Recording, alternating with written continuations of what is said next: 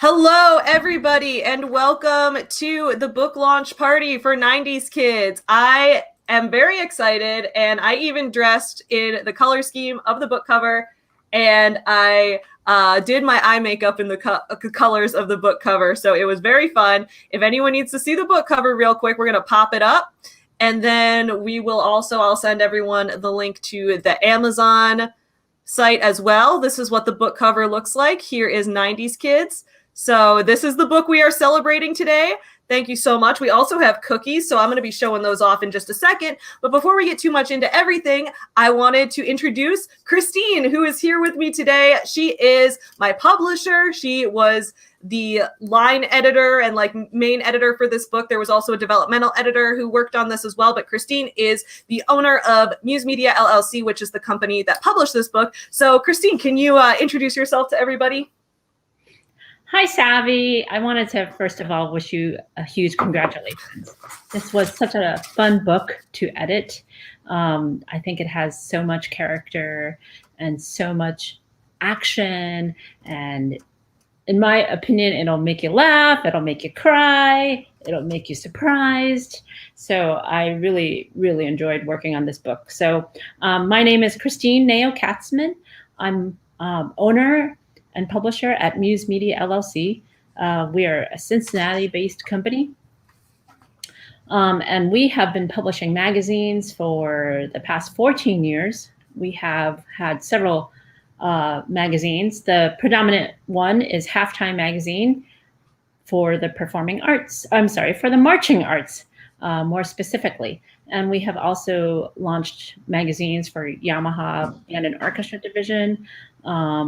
And we had one on a cappella choir and show choir in the past as well. This past year in 2020, we decided to expand with a book division.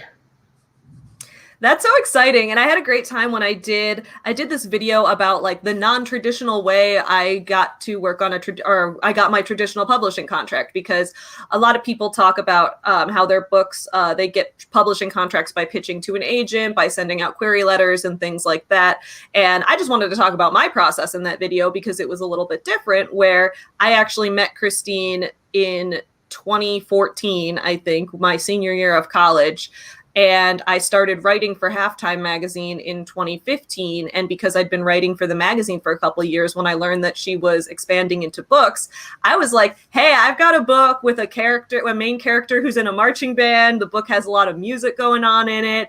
I want to pitch it to you. So I was able to pitch it to her directly. And I think that helped a lot with getting the book published. So that was kind of my non-traditional way of going about this, but I'm glad that I did. I'm so excited for this book. I'm in love with the cover and everything. So I'm going to say hi to everyone who's here in the chat right now, and everyone feel free to come and go as you need, but we are going to do Christine and I are both going to be asking each other some questions and talking a little bit about my process of writing this book and how it came to be. And I'm going to ask her some questions about her process of creating a small press and running a small business, and the similarities and differences she's found with editing and publishing magazines versus editing and publishing books and things like that. And then we'll take Q&A from the audience. So that should be a lot of fun. Mint Ghost says, so I'm going to be at the doctor's while this happens, but I wanted to leave a message saying congrats. I'm excited to start reading this tonight. I hope everyone has fun during the party. Thank you, Mint Ghost. I really hope you enjoy reading the book. Stop picking your nose. I love some of your guys' usernames. Stop picking your nose says, woohoo, time for the release party. Yes. Amy is here. Amy is my friend in real life who is in the other room to celebrate with me in person after this is over, because my dad got us some Fireball. So she's so excited for this book. It's going to be the first book I read all year, which is exciting. My good friend, the Antibot, is here saying, congrats, Savvy. My hardcover book comes Thursday, and I'm so excited. My mom's here. What's up, Mom? Guys, my mom got me these cookies, which I need to show everybody real quick, and I will give a shout out to the small business that created these cookies. So there's a company called Custom Confections Chicago, and they do custom cookies for events. And look at these. Let's just take a look at some of these.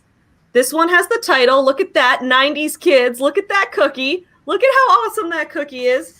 Here's one with the book cover on it. Look at this level of detail. This is like This is not printed. This is a hand-painted cookie.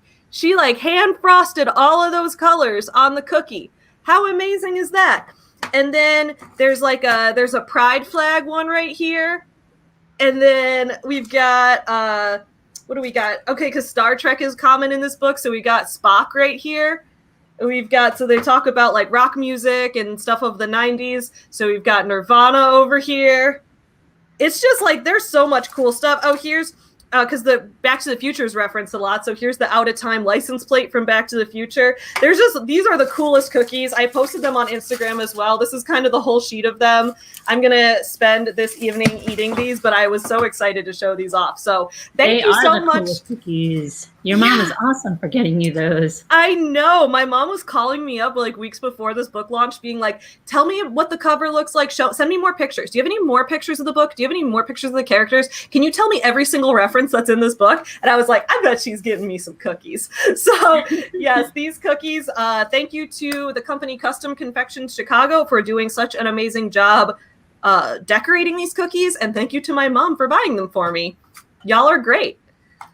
Hello to a turtle that is red saying congratulations. Everyone in the chat's also saying hi to Christine.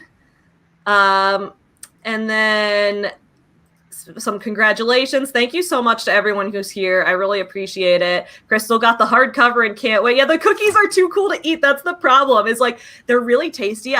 There were 2 of them that were just like little time travel looking swirls, and I ate those already because they weren't as specific to the book. But the ones that are really specific to the book, I'm like, oh, I don't know how I'm going to part with these. Willie the Silly bought a Kindle version of the book and can't wait to read it. I was going to say eat it because I'm still, don't eat the book. Eat the cookies, don't eat the book. Everyone's loving the cookies. Paige the Puppet loves the cookies. Oh, thank you guys all so much for being here. So we're going to do a little bit of discussing the process of this publisher coming to be, because as you guys know, on my channel, we're all about books and business here. And one of my main missions in creating this channel and doing everything I do is, uplifting women in small business. And I'm a woman in small business. Christine is a woman in small business. That's what I do in my Facebook group.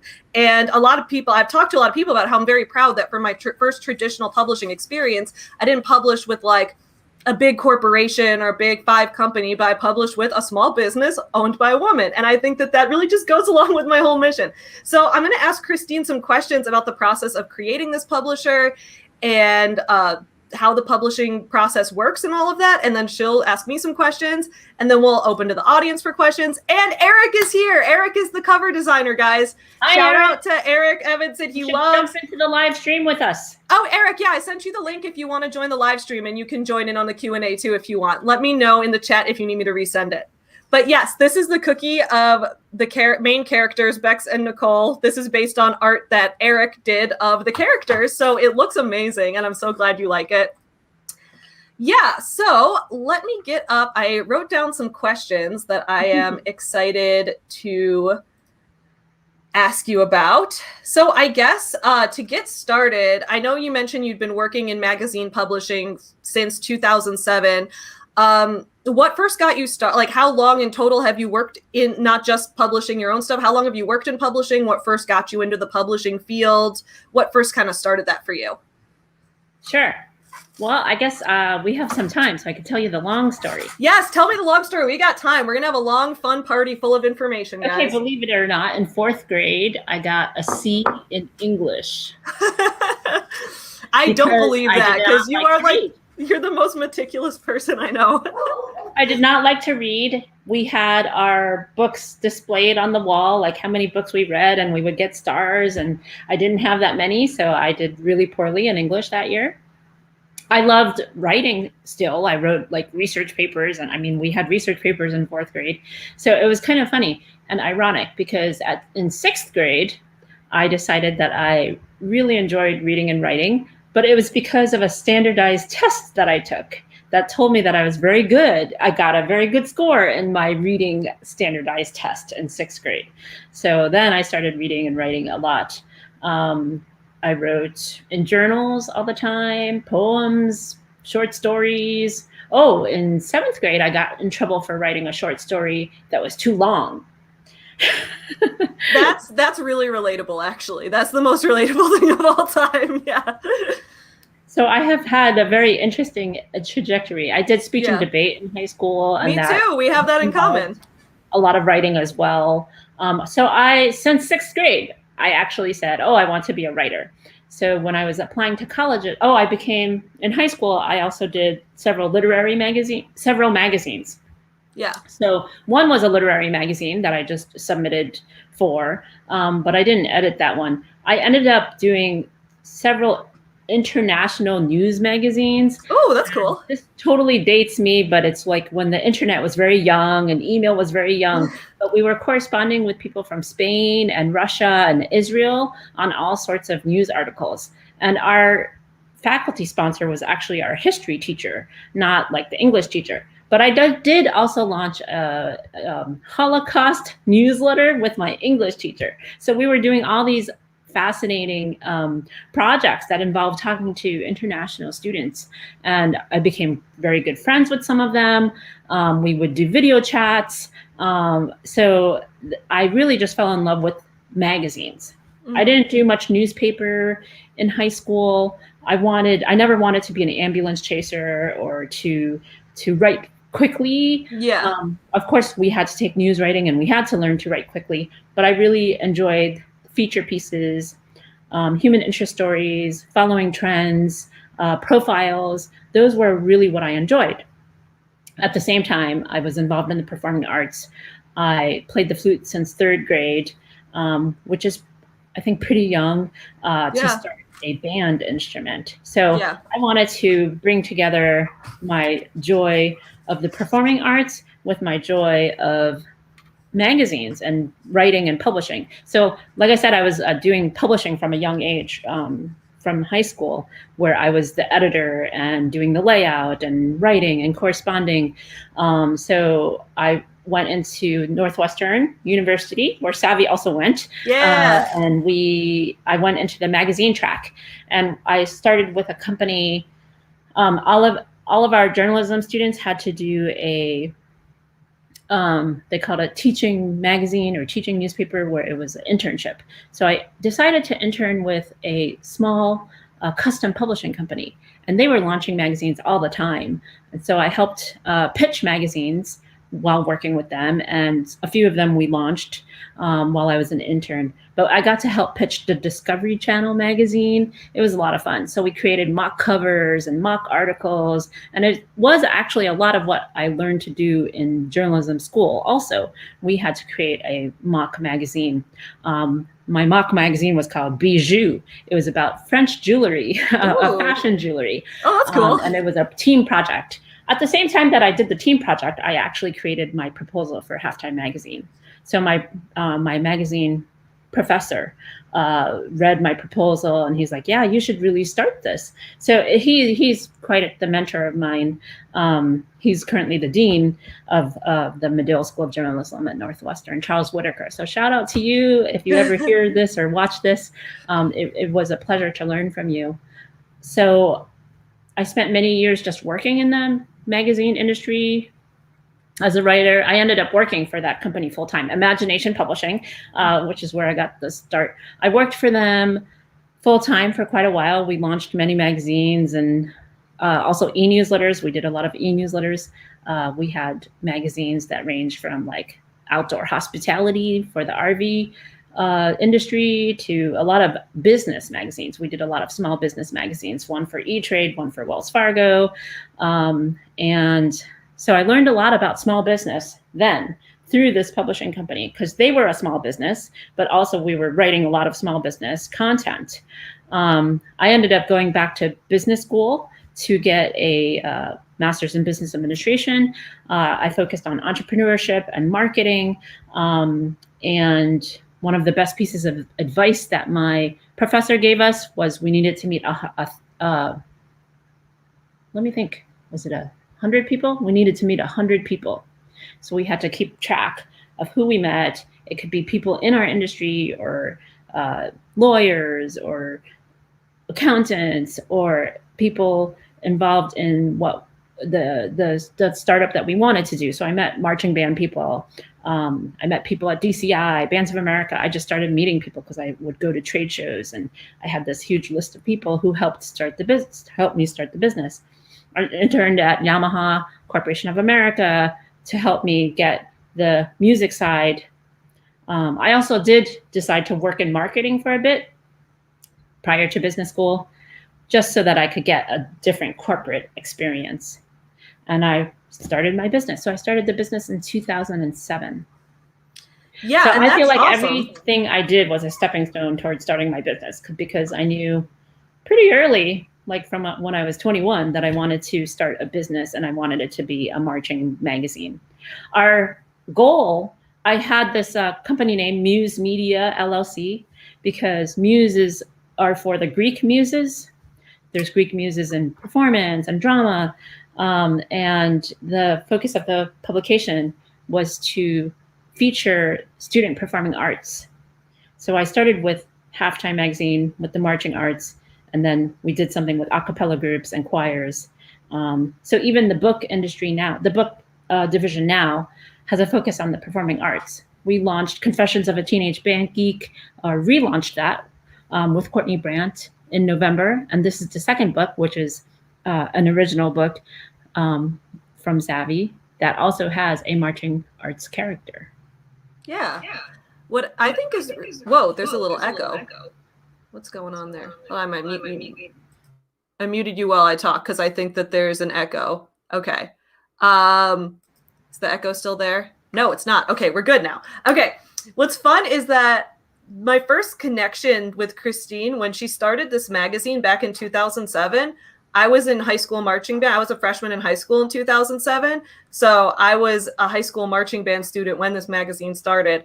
And one of my friends in English class wrote an essay about her experience as a drum major. And because Halftime Magazine has a section where high school drum majors can submit their experiences, she submitted the essay and got published in the magazine. And it was like posted in our English class wall. And I was like, this is so cool. And then I told Christine about it like last year. And she was like, oh my God, I definitely remember that article. It was great. So shout out to my friend Brittany, who wrote a really good article for Halftime Magazine back when we were in high school, like more than a decade ago.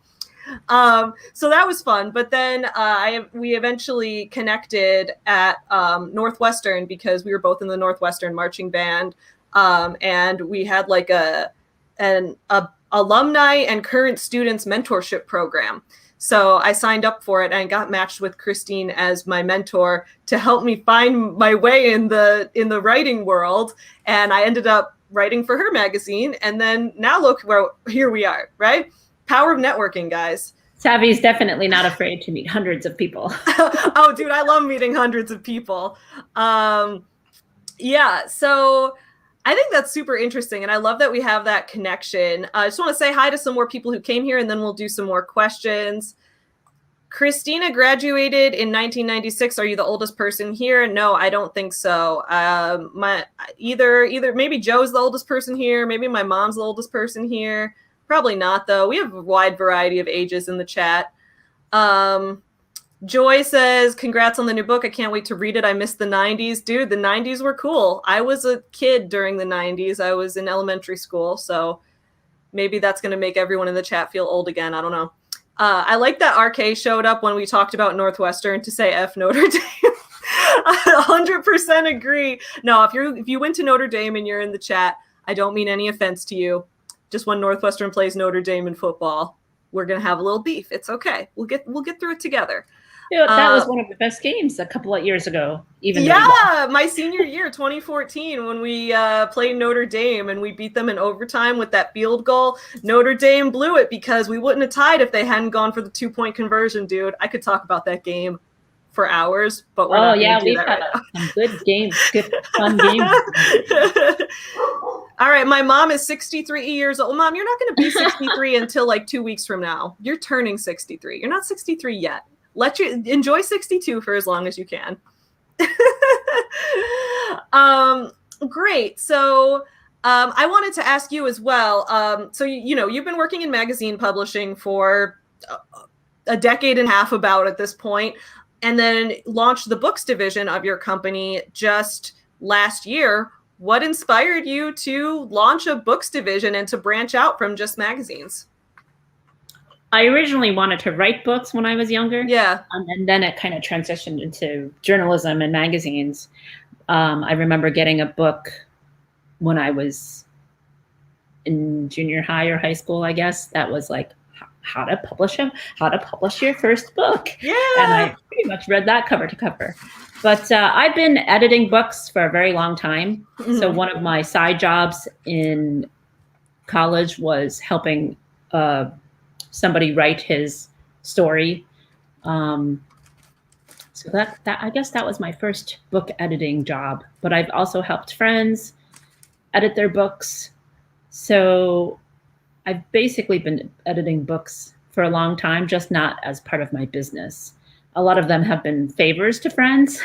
And so I was like, well, it's probably time that I actually get paid to edit books. Yes, and make it part of the business. But as everybody knows, 2020 was like a strange year. Yeah. And strange means that some things didn't do so well and some things were booming. So you kind of have to look and see how you can pivot. The marching arts industry as a whole had a really difficult year because people couldn't perform live. There were shows canceled, lots of shows canceled. And I thought, the advertisers were a lot of them were struggling. So I thought to myself, how can I pivot? So book publishing has been something I've wanted to do for a very long time. So I think when SAVY, who has written for the magazines with us, when she graduated with her book publishing degree, it's not called that, but essentially that's it was in 2019. Just for context, guys, I graduated from DePaul in 2019 with a master's in writing and publishing. So that was what I thought to myself, hey, SAVY and I should partner to do this. So I asked, actually, SAVY has been a wealth of knowledge. It's been great to learn from you, SAVY. I know we've probably taught each other lots of things. Oh, yeah. It's been wonderful to learn the book publishing industry from you. I have definitely learned a lot about what a small press offers and how they operate. And I have a great media attorney, actually learned a lot from him as well. And I thought SAVY and I could do this together. She knows a lot about self-publishing, which in a way, small press is very similar to. Like the business model's a little different, but the more of the physical process is the same, I guess. Yeah. Yeah, we use some of the same resources that maybe a self-published author would use. Yeah. So it's been great to partner with you, and you're wonderful at editing the books as well, but you know a lot about the business side. So I thought it was a good opportunity because who knows how and when the marching arts will bounce back. But people were reading during this pandemic. Oh, yeah. It's a big ebook boom, especially because people were just downloading a whole bunch of books or ordering on Amazon and getting them shipped to their house. And yeah, definitely. So that was one of the industries that maybe had a little bit of a boost from the pandemic. Yeah, absolutely. And I definitely think that from working with you on this book and from working with you on writing for the magazine and everything, that I've become a much better editor from seeing your editing style and everything, because now I've been doing freelance copy editing for, clients, like corporate people who want to put something out and just need a proofread or something. I've been doing that since about 2016, but I definitely feel that I've improved a lot in, catching certain things or restructuring a sentence, even if it's grammatically correct, just restructuring it to make it sound better and things like that. I definitely think that working with you has improved those skills. So I'm grateful that we've kind of been able to play off of each other's strengths. That's great. Thank you. Yeah. We could alternate a little bit in this. Do you want to ask me a couple questions? I'll ask you a couple questions. Sure, audience members, audience is welcome to ask questions. My origin story. Okay. So what's funny is that what first made me a writer is what I still do, right? Which is writing about rescue dogs. The first story I can remember writing was when I was 4. We had adopted a rescue Chihuahua, and he ate like it was Christmas time and my mom had put all the presents under the tree, and one of the candy canes was missing from it, and we couldn't find it. And then we found my dog with all the candy cane pieces stuck to his fur, and we realized he'd eaten it. And I thought it was really funny. I was 4 and I was like, this is the funniest thing I've ever seen. So I wrote a little story about it, and I drew little pictures of my dog, and like did one of those little, you take the paper and staple it together and draw little pictures and write a book in it. And I was like, this is the most fun thing I've ever done. And since then I had to keep writing. So I think it's kind of like, it's almost like poetic or something, that like the first thing I wrote was about him. And then one of the first published pieces I had was when I was in middle school. I wrote like a nonfiction essay about what inspired me to start writing, which was again about this dog. And I had written it kind of as a tribute because he'd just passed away at that point at the age of 15.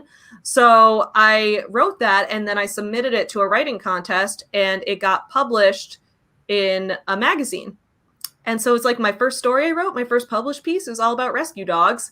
And then I started a business where I write books about rescue dogs. So I was like, that kind of came full circle. I love that. So that's what first got me into writing as a kid, I guess. But other than that, I can't remember. I've just been writing everything all the time. There's never been a time when I didn't like it, except I feel like maybe in high school, I would get a little bit frustrated with reading and writing with how much work they gave us to do.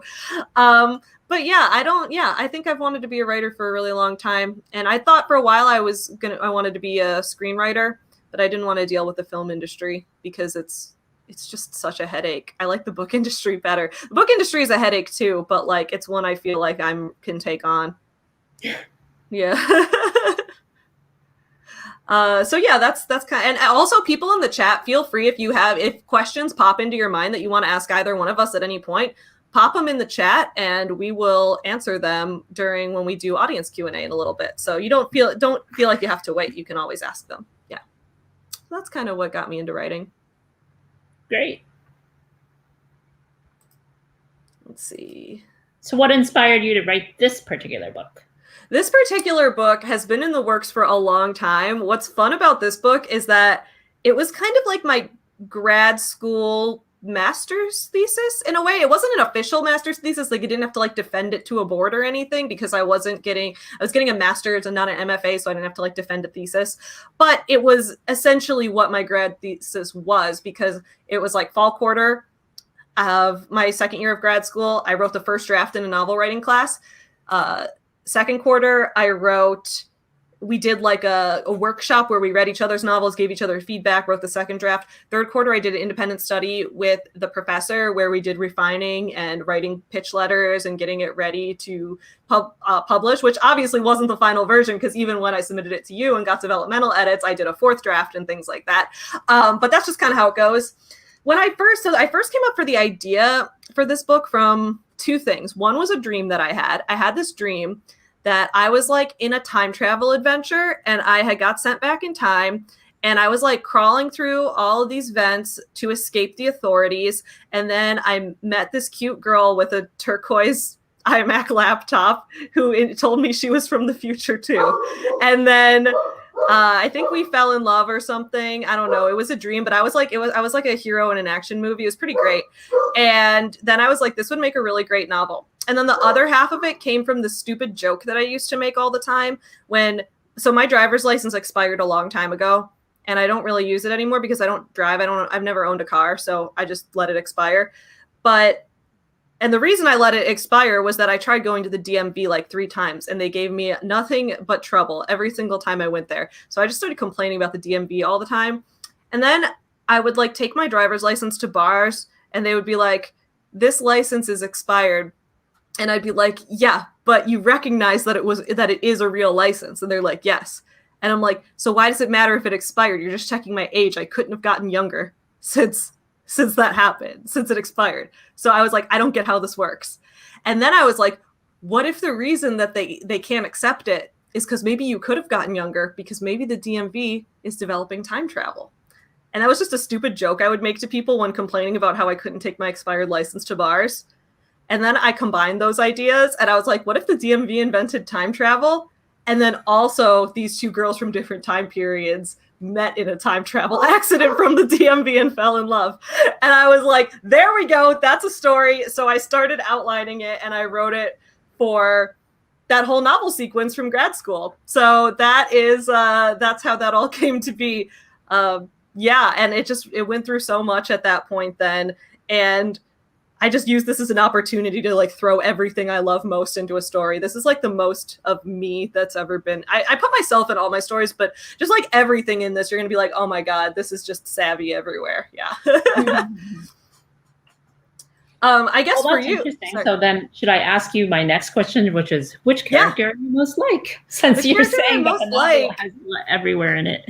That's it. I mean, I'm a little bit like multiple characters. Like the two main characters I put a lot of myself into, but I never base anyone directly on me, but like, so there's two main characters in this book, guys. There's Bex, who's from, she's born in 1990 and is a teenager in 2006, and she's in the high school marching band. And I related to her a lot because I too was in the high school marching band, and I was in more of her age demographic in like the mid-millennial time, whereas Nicole, the other character, is born in 1999, so she's kind of the millennial Gen Z cusp, so she's a little younger than me.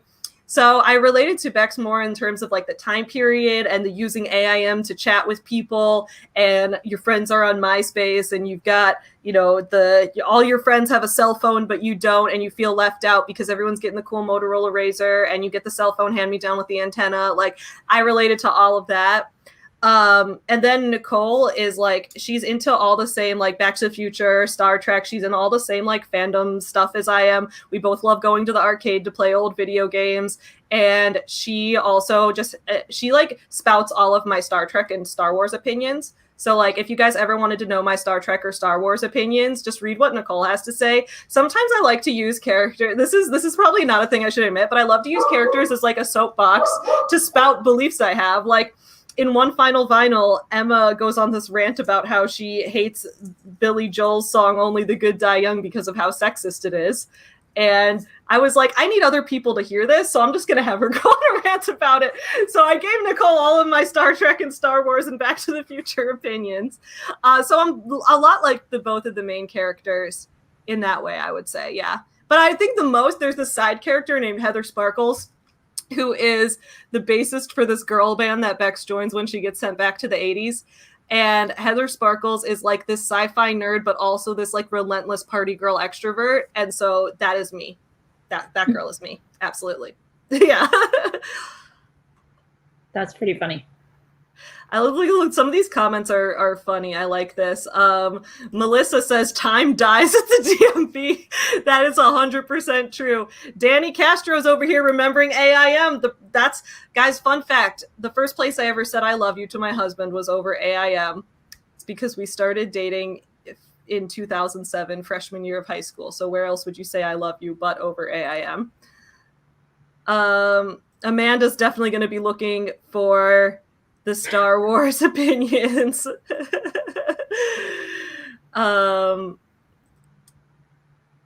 Let's see. Okay, great. So I know we've got some questions in here that I will pull up towards the end. But Christine, I want to ask you, since you've talked a little bit about your experiences in publishing magazines and then in publishing books, what have you found to be some of the key similarities and differences between magazines and books when it comes to the editing and publishing process? So one of the main differences is obviously there's a lot more stylistic leeway that a book writer would have compared to what leeway you might give to a magazine writer. So there's all sorts of fragments or occasionally, colloquial language that you may not allow or have a magazine writer include in their story. And of course, another big difference is the time frame. So magazines come out, you have your weekly magazines or monthly magazines. Halftime is bi-monthly and Yamaha is quarterly. It's a faster turnaround for editing those pieces. They're obviously a lot shorter articles. And the book takes longer. You have to read several hundreds of pages over and over and over again. the interesting thing is I probably give the same amount of reading to the magazine and the book, which is part of why I think that the book didn't get finished as earlier.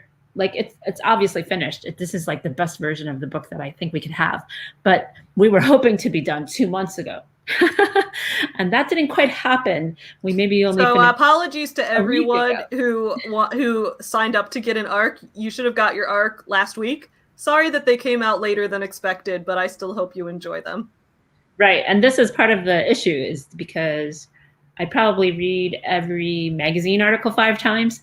Yeah, I think I read this book 5 times, and several of them got crammed into the last 2 months of the book editing process. And when we originally planned to edit a book, we don't think we're going to edit it 5 times. We might only think that we're going to edit it 2 or 3 times. But yeah, I read this word for word at least 5 times, which is what I do for the magazine. But it's a lot faster. Yeah, absolutely. Also, I just want to say thank you to Dust, who gave me a $5 super sticker. I really appreciate that. Wow. Thank you so much. Thank you guys, everyone, for, anyone who gives a super chat. I really appreciate that. You guys are the best for the support. I appreciate it a lot. Let's actually take a look, since there's a decent number of people in here right now. Let's take a look at the book on Amazon. So guys, the book today reached number 6 in the Amazon list for YA time travel new releases. So that's exciting. It's a very specific, but it's still exciting. So let's see if it moved up any. I always get curious. I always want to hit number 1. I was able to hit number 1 with One Final Vinyl, but that was in YA mental health ebooks and YA music ebooks, which are also specific categories. Anyway, here is the book on Amazon right here. This is the link to it if anyone wants to check it out if you haven't already. And this is what it looks like if anyone needs to see. Right here. There we go. This is the book. I'm just in love with this cover so much. Shout out to Eric Evanson, who was in the chat a minute ago and had to leave, but he designed this fantastic cover that is my favorite thing ever. I kind of want to get it tattooed on my body. Maybe I will, because it's that cool. It's Chewy. Are you? Oh, Chewy's in here. Of course he is. He's so cute. So anyway, here is the page on Amazon. If you are interested in the book, you can get it on Kindle, hardcover, and paperback. I will probably plug it again because people coming in and out. But yeah, I guess I think I've asked you most of the. I had 2 other main questions for you. One being, like I mentioned earlier, a big focus of my channel and what I do is supporting women running small businesses. And since you are a woman running a successful small business with magazines and books and just multiple branches and all of that, what's the best advice you would give to young women who want to get started in entrepreneurship? I think the advice is the same, whether you're a woman or a man, which is meet as many people as you can, because you never know how someone can help you and how you can help someone else, because all of the connections are the connections will help everybody grow if you can help each other. And then a second piece of advice is to be patient, because there's a lot of marketing involved when you're launching something. And like my professor, I have so much words of wisdom from one of my professors, my entrepreneur professor, actually, Tom O'Malia. We used to call them O'Maliaisms. So he said to me that, marketing is like water dripping on a rock. It takes a lot of drips, but eventually it'll break open. And then I like to say, so I gave a lot of speeches too to various entrepreneur classes as I was, when I was still in California, to my business school, which is University of Southern California. I did a lot of entrepreneur guest lectures. So I like to call it make a splash. So when you first launch, you want to like make a huge appearance. And we did that with Halftime Magazine. We launched at Drum Corps International the year that they were out at the Rose Bowl. And being in California, it made it that much easier for me to launch there. But I bought a sponsorship package with them. And for some strange reason, they gave me a 30-foot banner. And my banner was red, it was maroon, and it had gold lettering, and it was huge and gigantic. And people were like, wow, what is this? And so I had a booth space. Everybody came and bought a subscription to the magazine. So make a splash. I love that, making a splash. And I like it's like you have all the drops leading up to it and then the big splash, which is, you know, launching something is always so hard to get people interested at first. And that's what I've noticed. Like, I think Forever Home Friends was the first thing where I finally grasped the like making a splash thing, because I was doing like, I had the Kickstarter page, and then while the Kickstarter page was going, I started bringing in all the social media, and then I started getting shout outs from animal shelters. It was all those small things, and then I led up to doing a nice big launch at a bookstore, which was nice. So that worked out. Yeah, I can definitely tell, like Savvy, you have a lot of connections, because just today you've got several people blogging about you, podcasts about you. So it's been a nice launch day. This has been a really fun launch day. And I completely agree with what you're saying about meeting as many people as you can, because I think, honestly, meeting you has been one of the best things for my career, honestly. And like, when I talk to other people about like, oh yeah, I met Christine through our mentorship program at the end of college, and nobody knows what I'm talking about. They're like, what mentorship program? I'm like, everyone in the marching band got an email when you were a senior that you could sign up for the mentorship program. I think like only like a few people saw this email or like remember this at all. And I'm like, well, I'm sure glad that I did this, because now I know you from this, and that's just a completely valuable connection. Plus, I learned through the years that I'm a social connector. So I actually do tend to know how to bring people together. Yeah. Yeah. So that's been great. I do want to mention something about being a female entrepreneur. So what I enjoy about it is that I can be there for my family. Yeah. Since I own my own business, I don't have to really report to anybody when I want to take an hour off, or a few days, or half a day off, or even a few days off. And I like to joke around that even when I'm not working, someone's still working. So I've been able to be home on snow days, sick days, like this whole pandemic year when the kids are home. I take bike rides. I've done like Friday fun days with my kids in the summer, and even during the pandemic, my daughter and I would go for a bike ride during her lunch break. So it's awesome. It's an awesome lifestyle to be a female entrepreneur, because you can really be there for your family and make your own hours. And I feel like I have the best of all worlds. I can be That's awesome. In business, and I can have a professional life. When I walk through marching shows, a lot of people know me. They can say hi, they know halftime. But my kids see that success, and they value seeing that. They value seeing a working mom. But yet I work at home. I'm a work at home mom, and often I seem like a stay-at-home mom. There's a lot of like school teachers who didn't even know I had a job, because I was there all the time volunteering. I can volunteer. I was the yearbook chair. I'm on the board of our band and orchestra boosters. I'm chair of a variety of other parent things. So I've really enjoyed it a lot.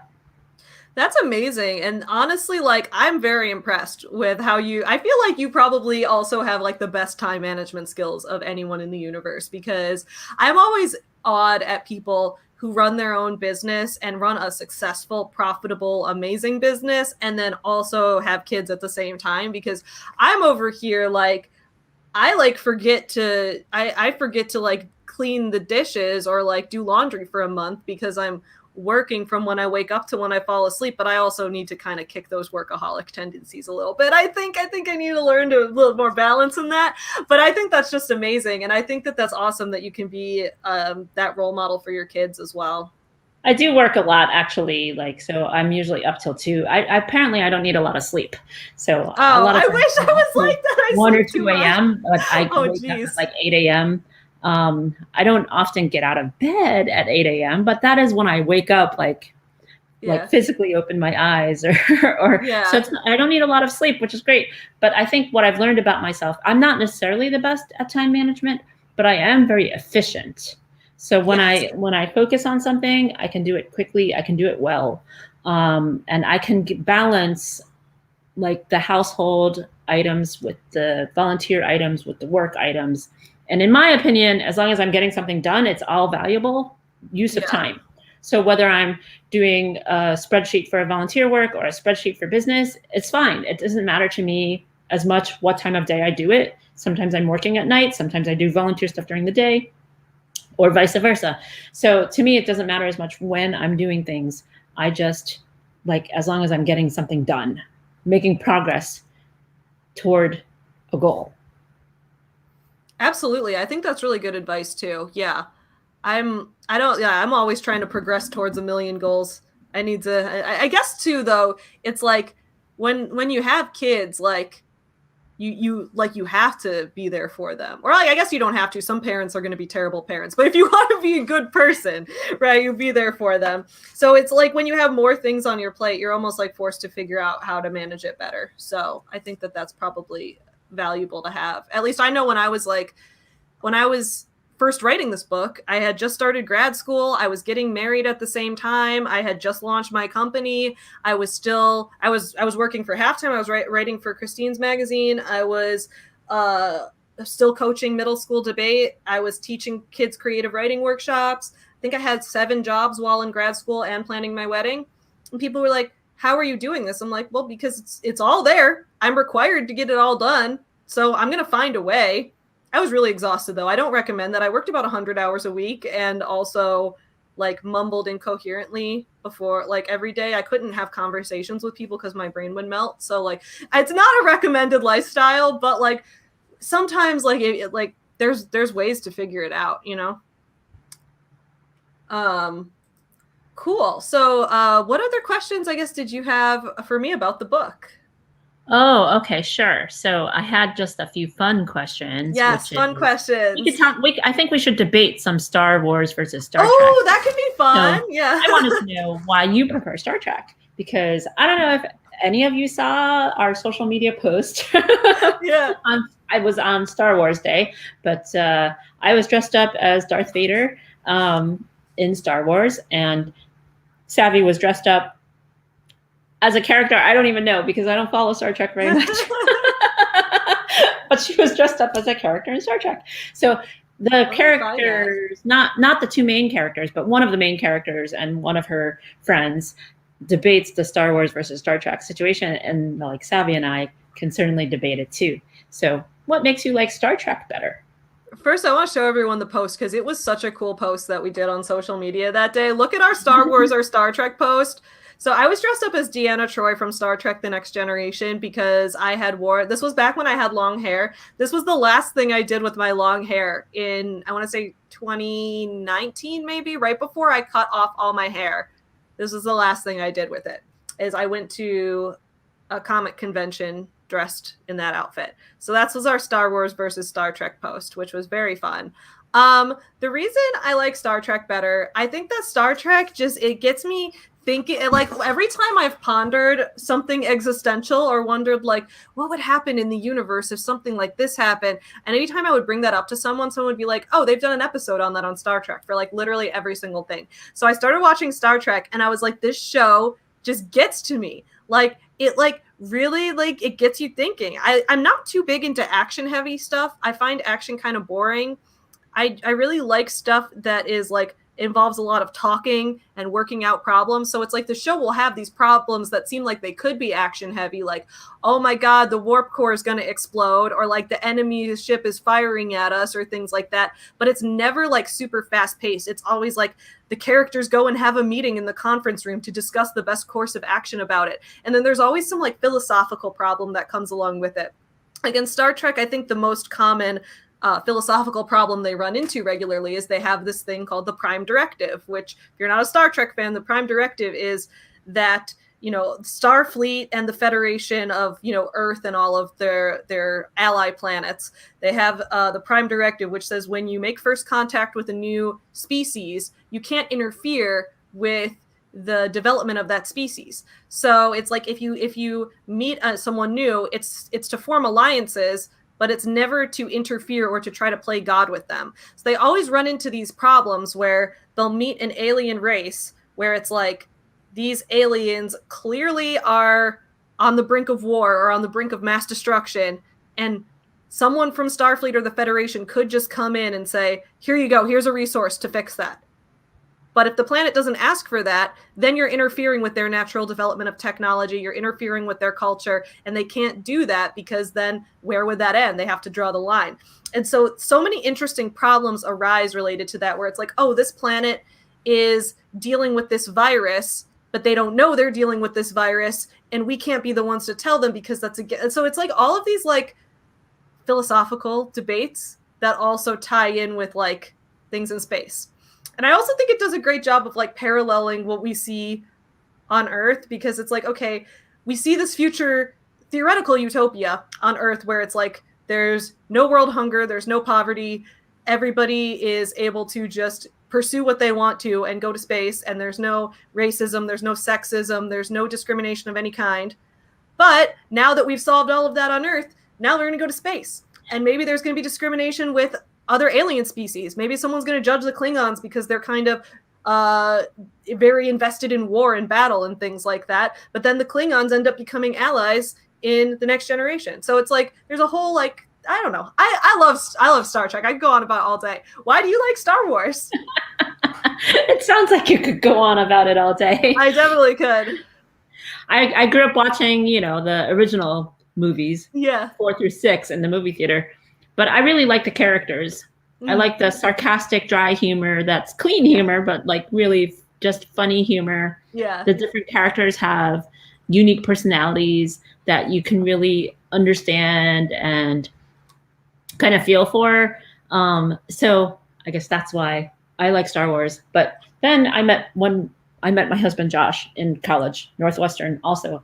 And he is a huge Star Wars fan, way, way bigger of a Star Wars fan than me. But he had like every single box set. So like he had the VHS box set and then the first DVD box set. And so I just every time a new box set came out, I would just buy them for him. So he has like all the box sets. So it kind of just became another connection for my spouse and I.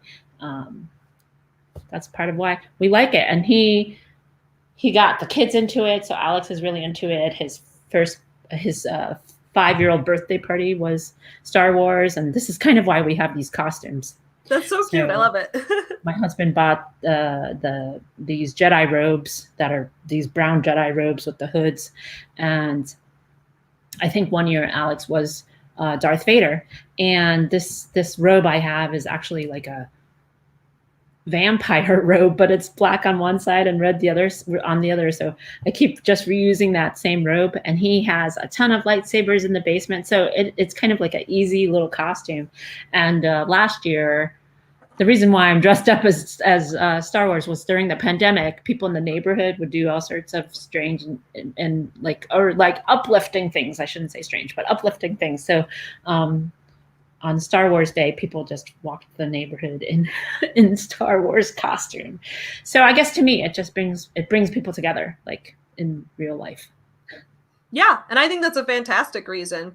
I think with this book, a reason I tried to draw a lot of parallels to Star Trek is that one of the ideas in Star Trek is that we have a hopeful outlook of the future.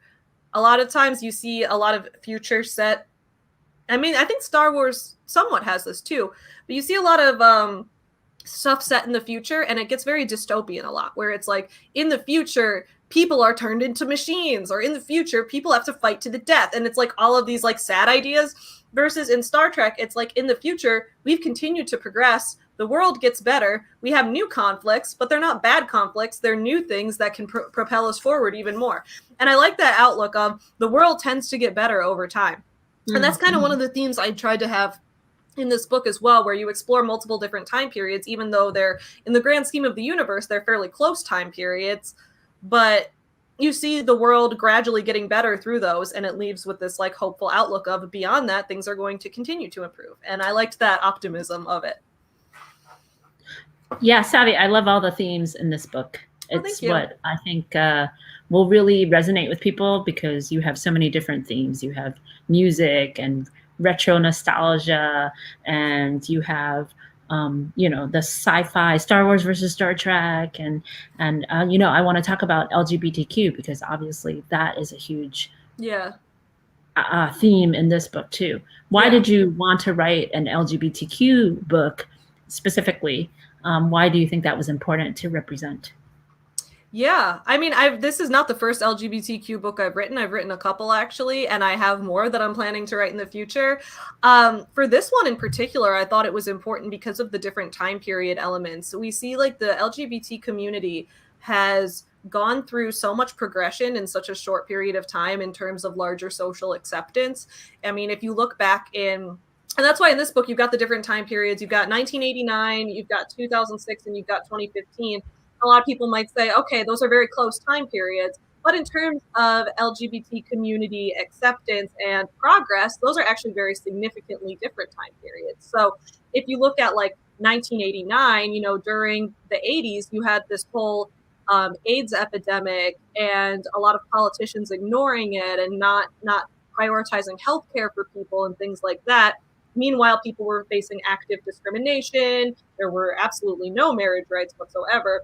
You go to 2006 and now it's like whether same-sex relationships versus man and woman relationships, are they equal? That's the debate. People are there, and now there are people on the side of, yes, there should be equality, we should be having equal marriage rights and everything for all.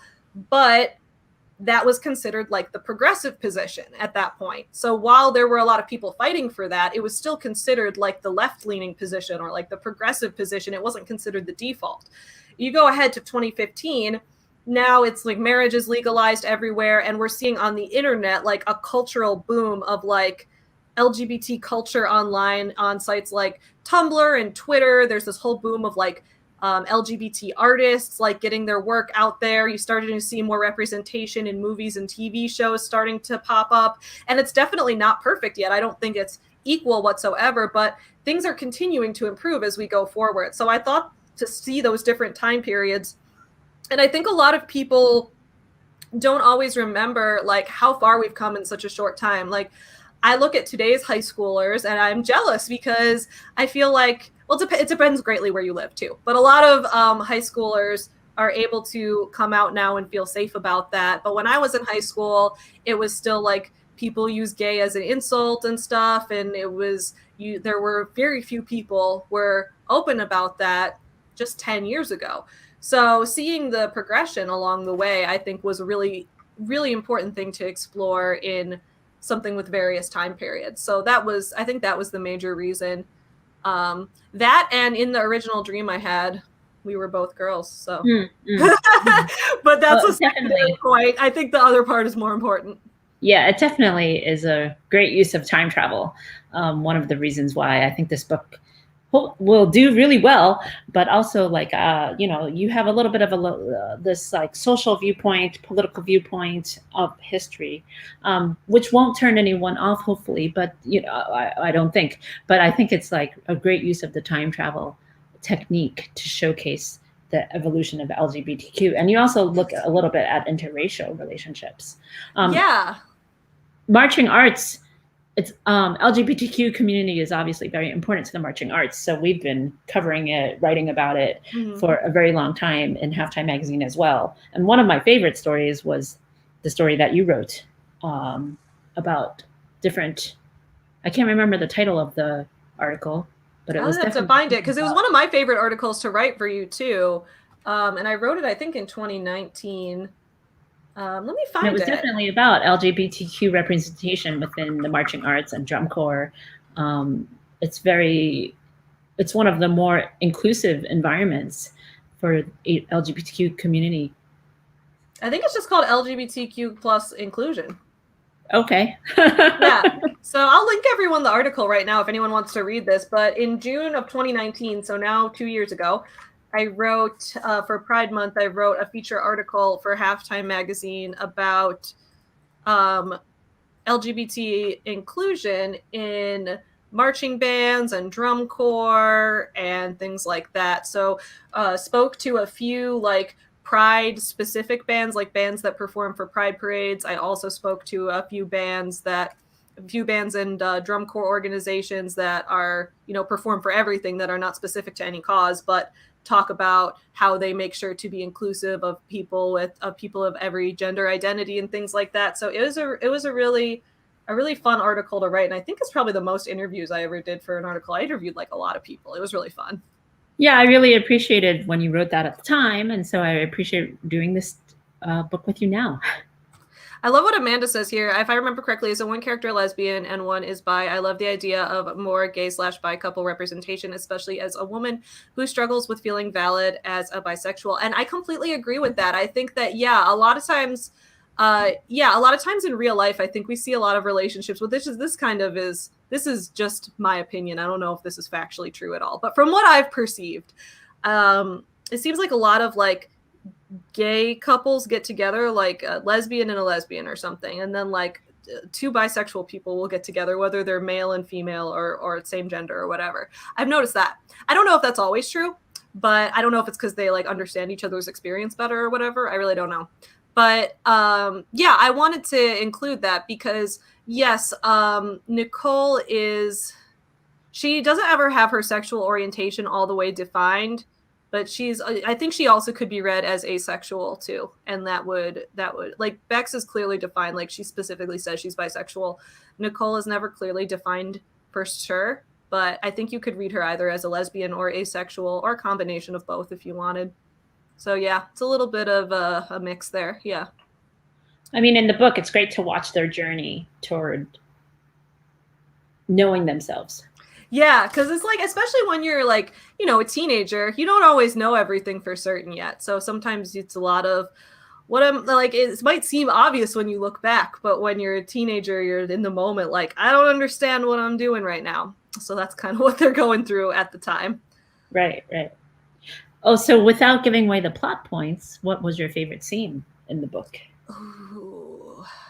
I think my favorite scene in the book is when Bex and Nicole first meet each other, because I just had so much fun writing that scene because, like, I will try not to give too much away, but the way they meet is that Bex is running from the authorities and she's in a motel room trying to run from the authorities, and Nicole is with the authorities and finds her and falls through a ceiling tile and crashes into her room, and that's how they meet.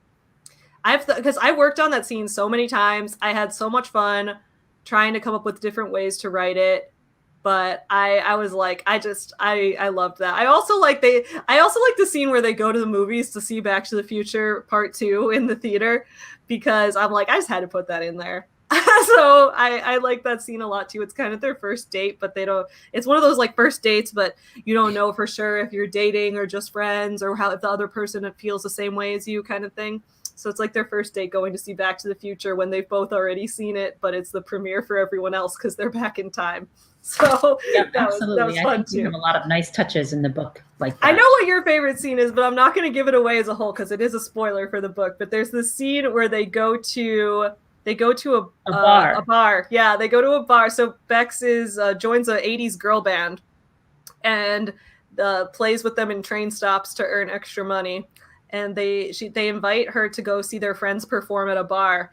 And the two of them go to the bar together and have very funny time travel related shenanigans at the bar that I won't give away. But it's a funny scene if you're looking for those funny time travel connections. Like, it's definitely a hilarious scene. Yeah. I really loved it. It was one of the first scenes that I was like, oh my gosh, that's crazy. When you have fun where you're like, ooh, when you have time travel, like, whoa. When you have time travel, you could make characters have all kinds of weird connections that you don't know about. Yeah. So that's that was one where I first did one of those, like, boom, like one of those funny connections. So that was a funny scene.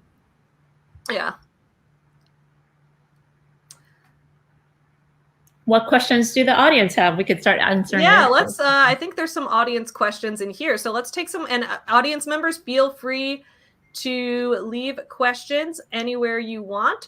I think the first question is from MM Ward, who says, "Do you think the mass push towards streaming services and binge watching drew casual readers away during 2020, and how long until they come back?" I don't think it did. I think that people who like to read were reading just as much or more during 2020. That's what I think. I don't know. I think that I don't know if there's a hard study on that. I know that from what I've seen when I was looking at some things, I think there were some stats that ebooks were selling really well in 2020 because of people having to stay at home and couldn't go to the bookstore or anything. So I think books are doing just as well, but I don't know for sure. I definitely saw people challenge themselves to read in 2020, like with how many books they were going to read or types of books. And so that was really great to see and interesting. There's definitely a lot of funny videos out there to watch right now. So there's that too. But those are, they're very different, you know, in terms of who's reading it and who's watching it. Or, I mean, it's different, like, when they might do it, I guess. Lynn's has a question that says, what are both of your thoughts on self-publishing versus, quote, professional publishing? No, we didn't actually discuss this yet, and I'm sure we might have similar thoughts or different thoughts. My thoughts are that I love them both for different reasons. But I'm interested, Christine, what are your thoughts on self-publishing versus, like, publishing with a publisher? Well, I think that you probably get more read-throughs or more edits of your book, like just from the publisher point of view, right? Than if you were self-publishing. Yeah, I mean, I like them both for different reasons. That's what I did a video on. I was like, versus which one do I like better? I love like for self-publishing, like Forever Home Friends, I would never work with an outside publisher on because I own that company. And so I guess in a way it's like, I guess they're self-published because the company I own publishes them. But I don't know where you draw the line on something like that, because the self-published, like if I could also hire another writer to write a book for Forever Home Friends and then theirs wouldn't be self-published, but mine would, even though they're from the same company. So I don't really know. I don't know where the line is on that, but for Forever Home Friends specifically, I do not work with an outside publisher because it's consistent branding. It's books, I produce plushies, I produce merch, and it's all through me, through my company. So that's a reason that it was important for me to not involve an outside company with that. For this book, I really wanted to work with Christine and this new publishing company. Well, partially because I really liked the idea of working with a lot of industry professionals. Like, look at how amazing that cover looks, guys. And that's because the art was done by Eric Evanson, who's a professional artist who knows, what he's doing. The book layout looks really good because it was done by a professional layout artist.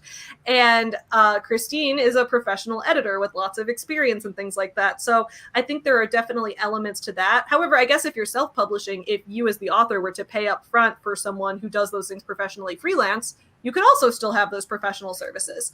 So it's kind of a mixed bag. Although I really like self-publishing for books that are a little weirder, because I write a lot of books that are kind of weird. Like the next book I have coming out after this one, which is coming out in August, is called Cancel Sean Boston.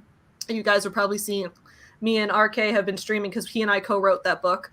And that book is it started off as a romance novel, but very quickly became like an internet comedy. So it like has a romantic subplot, but now it's like an internet comedy about like two people who become YouTubers and set out to make exposed videos canceling the same celebrity and meet in the comment section and fall in love, but then get swept into the world of online cancel culture.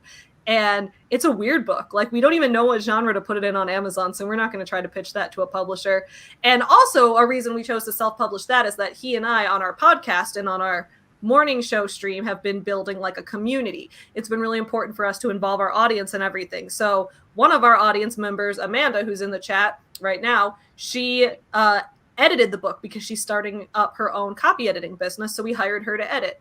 Our friend Keelan, who always shows up in the chat as well, is starting her own cover design business, so we hired her to design the cover. So we've been hiring people of our own community to help with it too, so we wanted to make it kind of like a group effort in that way, so that's why we chose to self-publish that. So I think it just really depends what your goals are. Depends if your goal is If your goal is to spend no money as yourself as the author, but get lots of professional work done, then I'd say traditional publishing, pitching to a small press, pitching to a publishing house, great way to go about it. But if you have different goals or you have a more entrepreneurial take, then self-publishing might be for you. So you really just got to analyze like what your goals are, and it might be different for each book. Like for me, it's different for each book. So there's no reason you can't do both. Those are my thoughts, which are kind of long-winded, but it's an important topic, I think. Let me see. Yeah, I think that when you're self-publishing, you have to be able to push yourself and set your own deadlines and make your own goals, which is definitely possible. But in professional publishing, even if it's a small press, you have someone telling you, hey, I need this developmental edit done by such date, or they give you a lot of we gave Savvy and Courtney in the past a lot of developmental edits.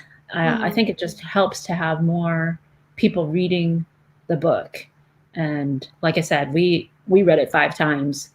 So if you were hiring your own editor or paying them by the page or by the hour, they may not be reading your book 5 times. But that's true. Yeah. Yeah. Yeah. So since we are trying to make this the best book possible and not just making money copy editing it, then we are willing to put in the time to, get it exactly the way we and the author wants. Yeah, I know this book has been read by so many people because, as I mentioned, I wrote it for my grad school program. So I was like, I had it read by all my grad school classmates who were in that novel sequence with me. I got feedback from my professor on it like 3 times. It was a lot of people reading it over. The one thing is this is the first book that I haven't had my family and friends read over before I publish it. So on launch day, I've had no one to talk to about it, which has been really sad because like normally on launch day, like I give it to my mom ahead of time. I give it to my husband ahead of time. I give it to everyone. Then on launch day, I'm like, all right, let's talk about this book. What'd you think of the plot? What'd you think of and today I'm like out at lunch with my husband. We're eating and I'm like, I have no one to talk to this book about this book because no one's read it yet. Because this is like so this is the first one that I didn't have anyone to talk to about it. With that. So once you guys have read it, message me and tell me your thoughts. Even if you hate it, I don't care. Don't make a habit out of doing that to every author though. I just want to be clear. In the book community is very frowned upon to send authors negative reviews. However, I don't mind if you send them to me because I just am so desperate for human connection. So they didn't read any early draft? No, my family and friends didn't because everyone I think wanted to read it in its final form. Especially like Tyler's not that big of a reader. So he'll read my books, but he'll read them usually once because reading isn't his pastime. So he wanted to read it in its final version. But I've been talking to him about this book for like 3 years and telling him like everything I come up with for it. But yeah. So yeah, that's my thoughts on, I don't remember what we were talking about, but writing, self-publishing versus traditional publishing. Yeah, I think they're both really good. And I think that self-publishing as a concept is really important. And this goes along with small presses too, because I think that self-publishing has been a huge way that we've had a boom of LGBT books and especially romance on Amazon. Because for a long time, a lot of publishers, they might take a risk on it, but they don't take as big of a risk on it. Like they'll publish maybe 1 or 2 LGBT books a year and that'll be like their thing, but then they'll publish like straight romance all year long. Because it's like considered more profitable because it's like the majority of people would be more likely to relate to it. Versus when you are self-publishing, it doesn't matter if the majority of people relate to it. It matters if your audience relates to it. So you don't have to become an author who sells millions and millions of copies of books, which a big publishing house might want you to be because of, how big of a company they are and how much money they're investing in it. If you're self-publishing a book, you can find a smaller audience and make a full-time living off of having maybe 1,000 regular readers as opposed to millions and millions of regular readers. So there's that element to it as well. You can find a more niche interest and instead of trying to appeal to every single person. So I think that's an important thing about that as well. So again, it's going to depend what the goals for an individual book are. So everyone in the chat, please feel free to leave more questions. While we're doing that, I'm going to pull this up in case anyone wants to submit to Muse Media Publishing, because, Christine, am I correct? This company is open to submissions right now. Yes, that is definitely true. So we are interested in any genre of book, but I'm interested in like the performing arts, having a connection, any kind of tie or connection to the performing arts. So it could be fiction, like what SAVY has written, or our next book is going to be nonfiction that's coming out hopefully in October or November, which is in developmental edits now. So it can be any genre, any age, any type of word count, as long as it has a tie to the performing arts. Yeah, so if you go to this website, musemediapublisher.com, you can see the submission requirements on this site. So if you want to submit, send a query letter that includes all the information about it and 1 to 3 book sample chapters. And then, yeah, then you will get a response in about 12 weeks or less. So, yep, that's so if you're interested in submitting, that is where you can do that. So SAVY, we talked about my advice for entrepreneurs. What is your advice for entrepreneurs? My advice for entrepreneurs, that's a good question. I feel like I answer this a lot, but always never have an answer in mind, which is interesting. For me, it's kind of what I was saying before about finding a target audience. I always talk about this concept of narrowcasting, which was originally a concept of radio and TV broadcast, right? Which is the idea that like everything gets broadcast on TV and radio until radios started sending out local waves. And that was the first use of like narrowcasting, when radios would send out local waves. Well, this radio station isn't trying to reach the entire country at once. It's trying to reach this neighborhood or this city. And so therefore it'll have fewer listeners, but it can tailor its stuff to the interests of that city. And now narrowcasting has kind of expanded to when we think about the internet and streaming services and things like that. We're in a place now where writers and filmmakers and musicians and creative people in general don't have to be appealing to everybody. This isn't like in the 60s when everybody's listening to the Beatles. It's not the 90s where everyone's watching Friends and Seinfeld. In this time period, you ask someone what their favorite TV show is, you're going to get a different answer for every person. You're not going to have heard of half of them. If you ask someone what their favorite band is, you probably haven't heard most of them either. If you ask someone what their favorite book is, you will probably have never heard of the author, unless someone says like Harry Potter, which is an example of, a bigger one coming out. But I think in the past, if it's like, okay, my book is never going to reach the level of Harry Potter, or my book is never going to reach the level of, I don't know, Dr. Seuss or some big famous household name author, it doesn't matter at this point, because in the past it was more of an all or nothing kind of thing. You're either famous and have a huge audience, or you don't make it in that industry.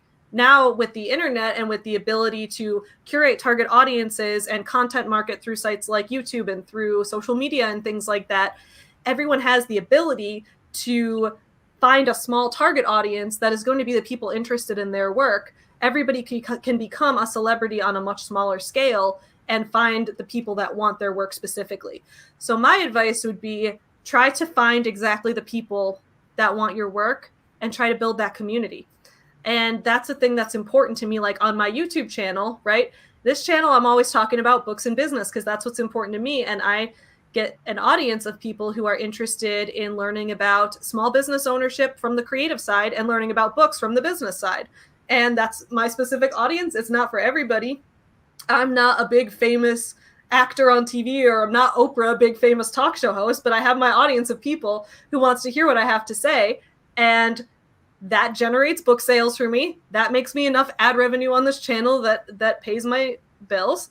So as a result, like, that's something that I've been able to bring together. So see what you can, that's my best advice for entrepreneurs. See what specific target audience you can bring together in those ways. You don't need to try to be the absolute top person at something.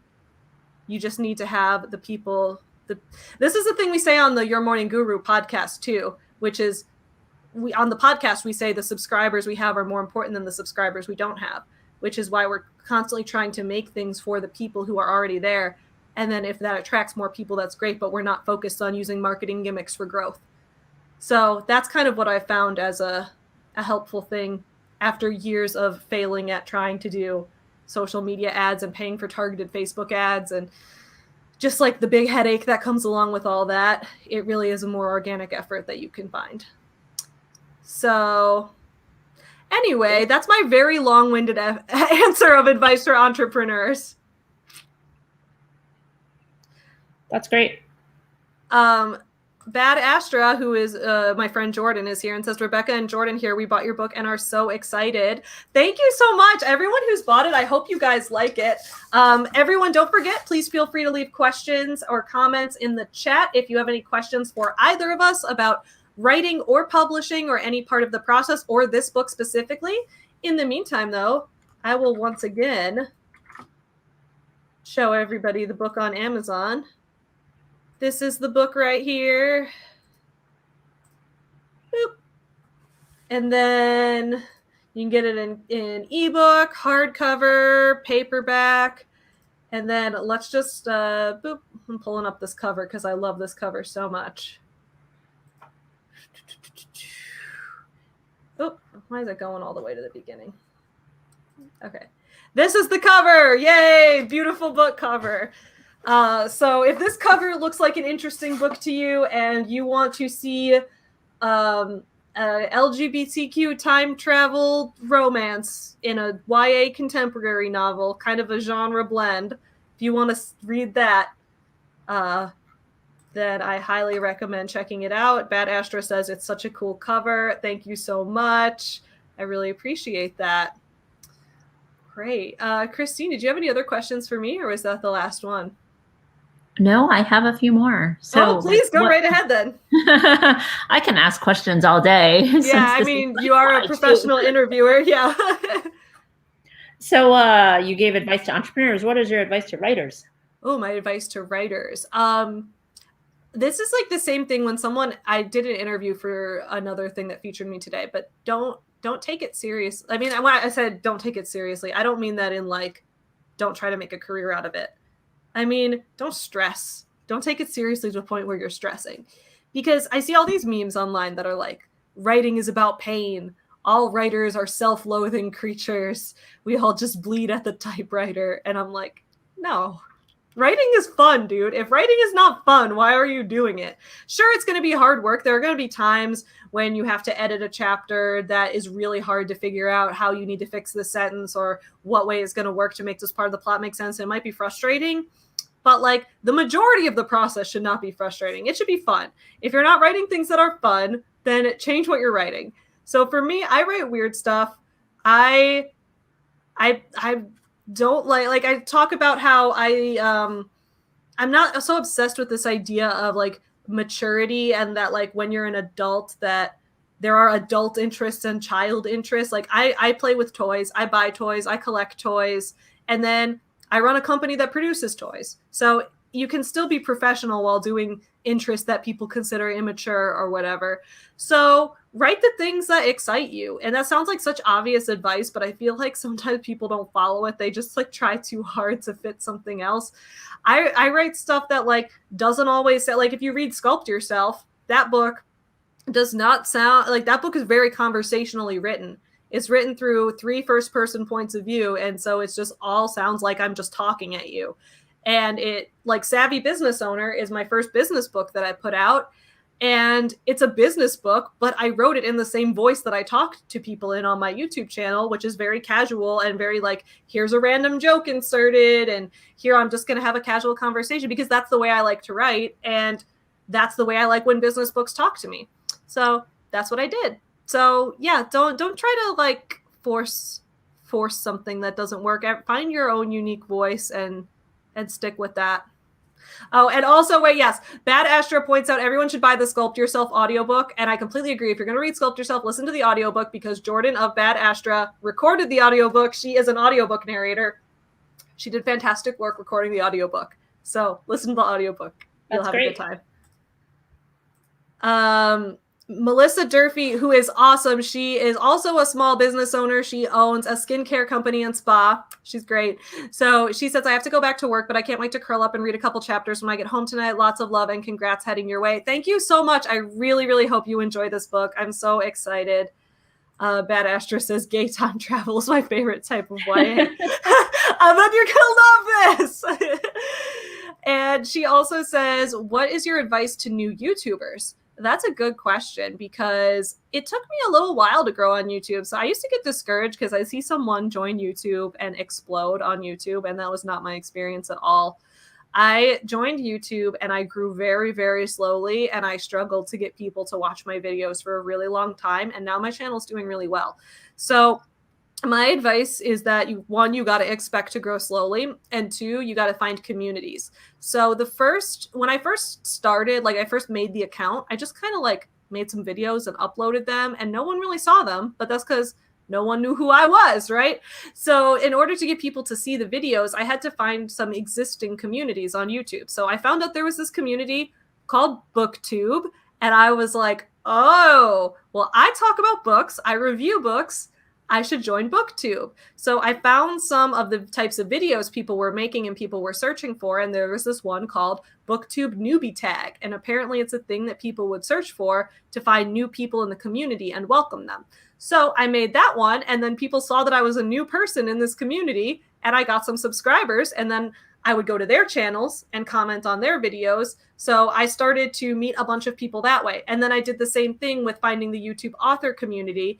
I would go to people's channels and watch their videos and comment multiple times. And it got to the point where, you know, if you comment many times on the same person's video, you're going to kind of start to get to know them, not on like a friend level necessarily, but you're going to get to know each other's work a little bit. So I commented on a lot of people's videos. I would watch like tons of videos every day and comment on them.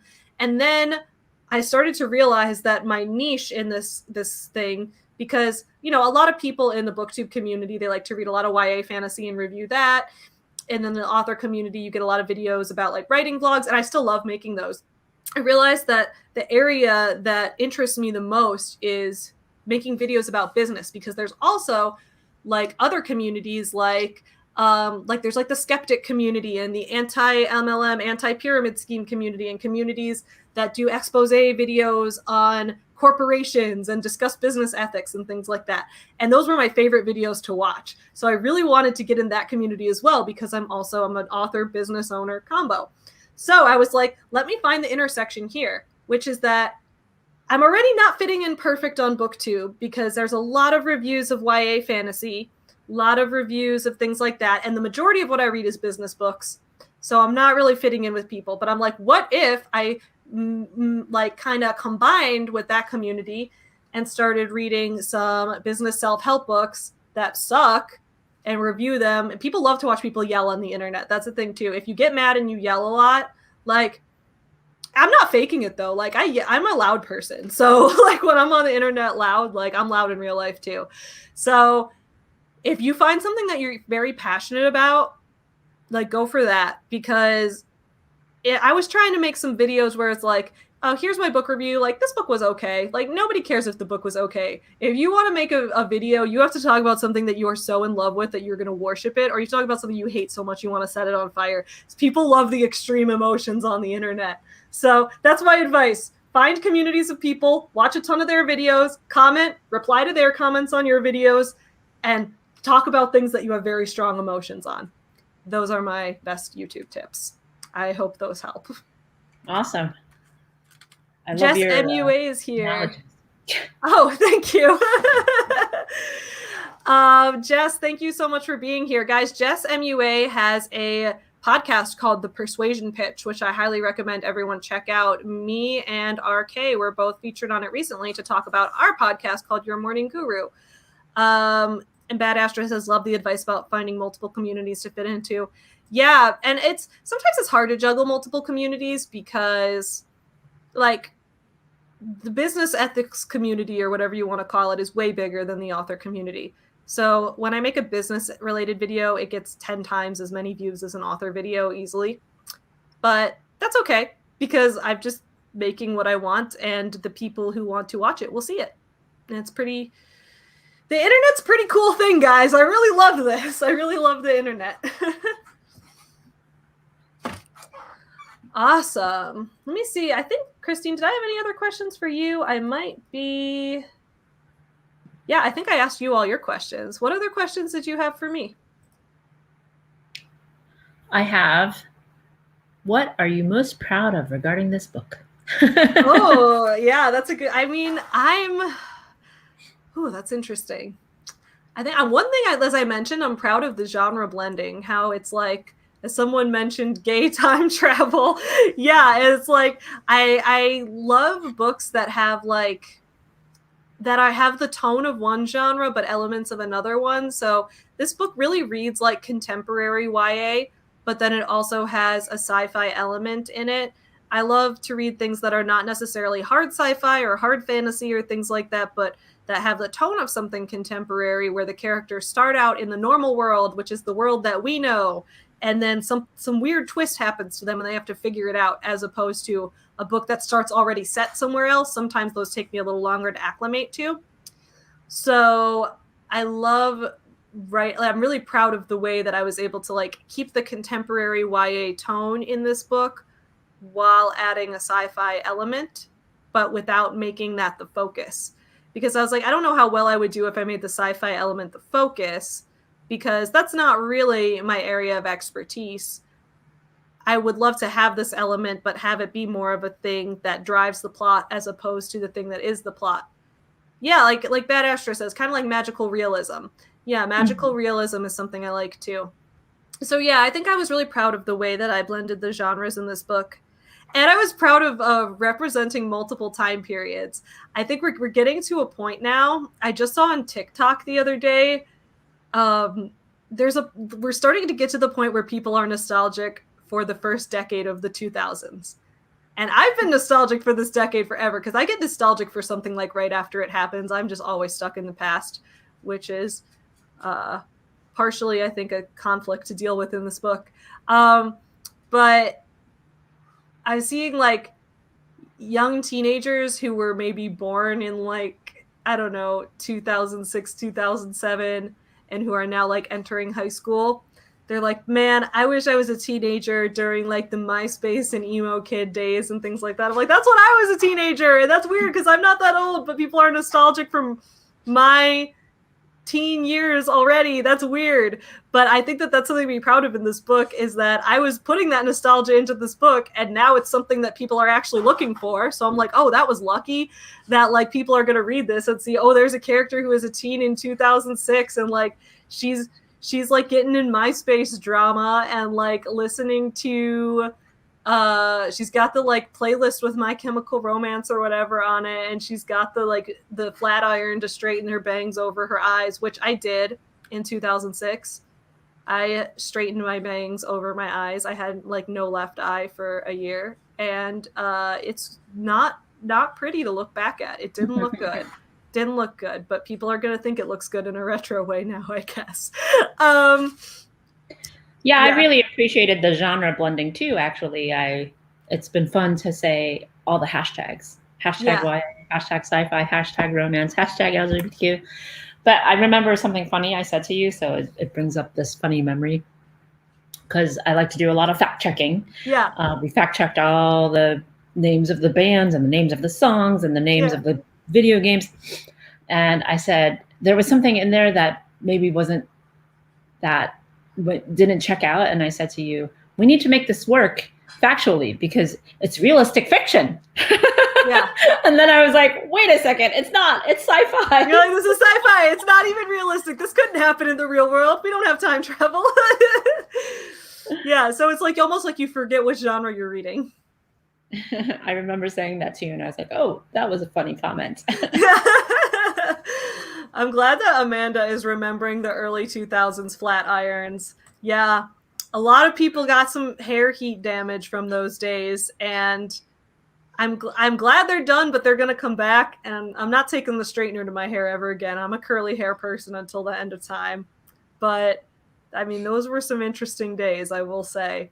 So if you're nostalgic for that, then you can see in multiple scenes in this book, Bex makes a whole thing out of straightening her hair with the flat iron, because she's got to do it. It's part of her look. If she doesn't have her bangs perfectly straight and completely covering her eye, then who is she? Right. Okay, so my next question is the opposite question, but okay. What was the most challenging or difficult part about writing the book? I think the most challenging, there were a couple challenging parts. One was that I wanted to show an evolution of interracial relationships in a good way. But, you know, I'm white, so as a white writer, I just wanted to make sure I did the whole thing justice. So that was a challenge, and the way that I resolved that was I hired 2 sensitivity readers. One of them is Jasmine, who's in the chat today. I don't know if she's still here. She was up there earlier when we were talking about AIM. But so I hired 2 sensitivity readers who specialize in reading representations of Black women in fiction, and I had them both read it over and see if I was doing things correctly and point out if I got any like cultural thing wrong or anything. So that was a good thing to do. I highly recommend working with sensitivity readers as well as, you know, workshop partners and beta readers. It's a great thing to do.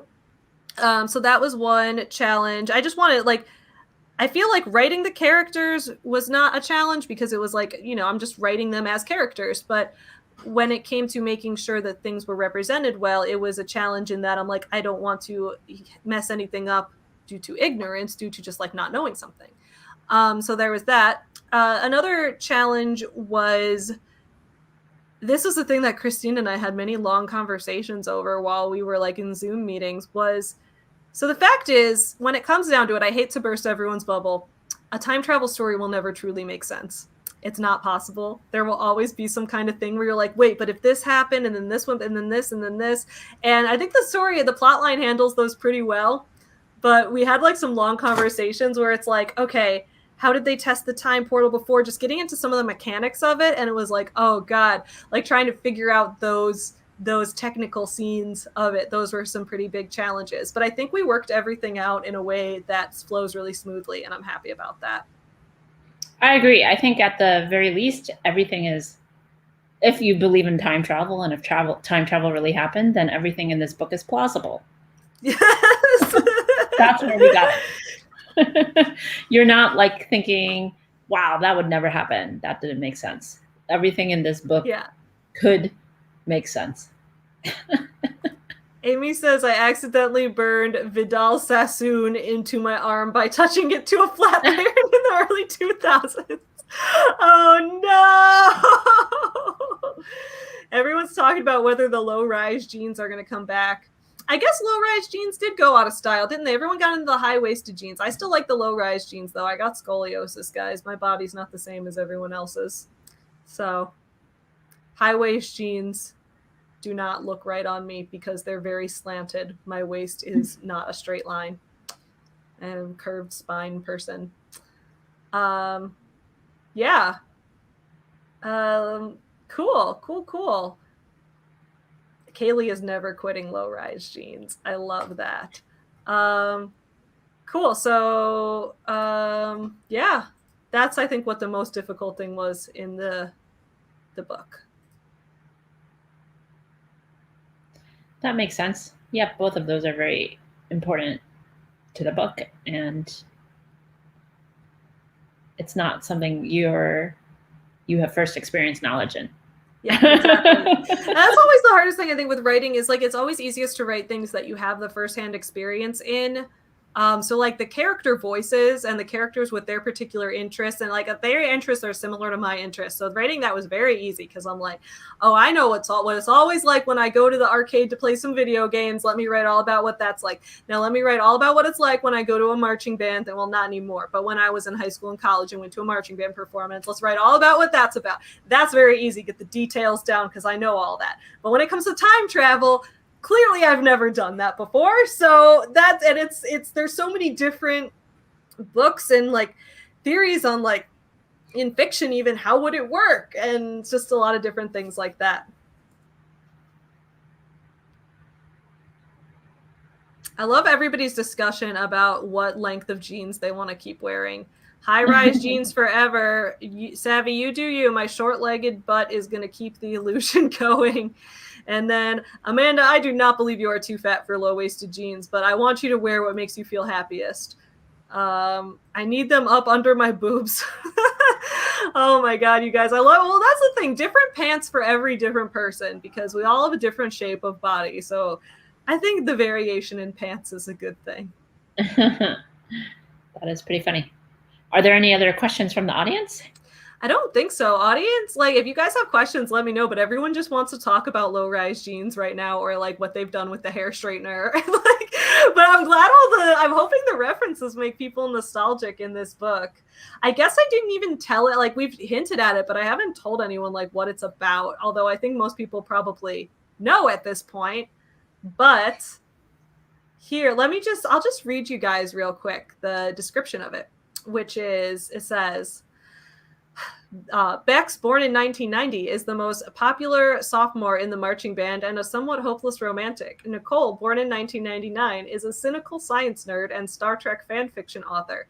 After 2 separate time travel accidents, one in 2006 and one in 2015, the girls meet each other in 1989, both at age 16. Now living in a different decade, Bex gets to have the John Hughes-inspired teen fantasy that she's always imagined, while Nicole gets to examine time travel technology straight out of her favorite fictional universes. But when government officials attempt to contain them at, of all places, the Department of Motor Vehicles, the two find themselves on the run. Will they avoid a paradox and find their way back to their own time periods, or will the adventure and romance of the 80s and 90s keep them stuck in the past? 90s Kids features time travel as a way to explore the evolution of punk rock, interracial relationships, and LGBTQ acceptance. So that's what the book's about, if anyone wanted to know. Meanwhile, I've been eating the Buy Pride flag cookie. So that one's going to be gone. And then pretty soon, I'm probably going to eat one of the drums. We've got some drum cookies here. They're very cute. Look at these cute drum cookies. They've got like these little shiny things in them. I just love all these cookies so much, so I've been eating them. And then I'm probably going to take them out into the living room and share them and have some of the Fireball. My dad got me these mini Fireball whiskey bottles, which are very cute. Very cool. Mm-hmm. How many people do you have celebrating with you in person? Just my friend Amy, who's in the chat, and my husband. My mom wanted to come, but so my dad is a FedEx driver, and she has to pick him up from the truck stop to take him home. So she wasn't able to stay, but she came by this morning to bring me the cookies. But yeah. So my mom's here. She says mom jeans. Mom jeans. I love the taglines for the book too, actually. So we have the unofficial tagline, which is the LGBTQ Back to the Future. Yes, LGBTQ Back to the Future, which obviously is not the official tagline because this book is not the same story as Back to the Future, but it does reference it a lot and it has the same vibe. And then the official tagline, will they have a future together if they met in the past? I love the puns. This book is full of puns too. There's a lot of puns about the past and the future and what verb tense should I be thinking in right now when things like that. There's a lot of references to Back to the Future that aren't exact quotes, but you know that this came from Back to the Future. Yeah, there's a lot of Back to the Future references. There's a lot of Star Trek references. I'm challenging people to find the references in this. It's like, I don't know if people have read Ready Player One, but that book's full of references and people like try to find all the references in it, and do this with this book too. So like, try to find all the references to Star Trek, to Back to the Future, I snuck in a few references to the Homestar Runner and Strong Bad cartoons from the early mid-2000s, if you guys remember those. They're not like explicit. They're just like funny little jokes that will be funny if you used to watch those that are in there. Because obviously if you have someone who's a teenager in 2006, they were watching Strong Bad and Homestar Runner and all of that. There's a few of those in there. And there's a few jokes about pyramid schemes because I always put a few jokes about pyramid schemes in my books. So there's a couple pyramid scheme jokes in this book. So see if you find all of those. Let I don't know what other references. Like there's a lot of musical references and stuff to 80s and 90s bands and things like that. The cover itself has a lot of references. It does. The cover, Love to see what people find on the cover. Yeah, the cover was a lot of fun to do. There's definitely, I see a couple different ones already. Yeah. I love that Amanda, we're always on the same wavelength. You and I are the same person. That's why you're always, of course you love Homestar Runner too. Rachel wants to know, how many hours a week do I write? That's a good question, and I probably should log it at some point. That depends a lot on what I'm working on that week, because like, let's say it's the week that I had my developmental edits for this book due, I was writing the whole week. I woke up writing, write all day, go to bed, wake up the next day, writing all day, right? That was like nonstop writing. Versus this week, I only spent like an hour or two writing this week so far, because I started outlining a little bit more, a little bit of this New Year's romance that I want to write next month for Camp NaNoWriMo. I started just like free writing for it. Every Saturday, I write on the Cancel Sean Boston live stream, which is on Saturday mornings on the podcast channel. And we work on writing and editing that book live. So I work on writing then. I also write every Wednesday night. I have a writing live stream that I host on this channel called the Author Sleepover. So every Wednesday night at 9 p.m. Central, 10 Eastern, I have that here. And we do 20-minute writing sprints throughout the night for about 2 or 3 hours. And we do a lot of writing. So I always write during that. And then I write outside of that too. And if I have an article due for halftime or something, I will be writing that article as well. And I'll probably spend, I don't know, never logged how many hours I spend actually just writing the article, because there's all the interviewing and all the outlining that goes into it beforehand. But when I'm just writing the article, that's, I don't know, at least 5 or 6 hours of writing out a first draft of the article, just sitting there and doing that. So the answer is it really varies every week. And I wish that I had I feel like a lot of writers have a more concrete routine where they're like, I write from this time to this time every day. And then I write from this time to this time on this day. And I don't have that. I just kind of write.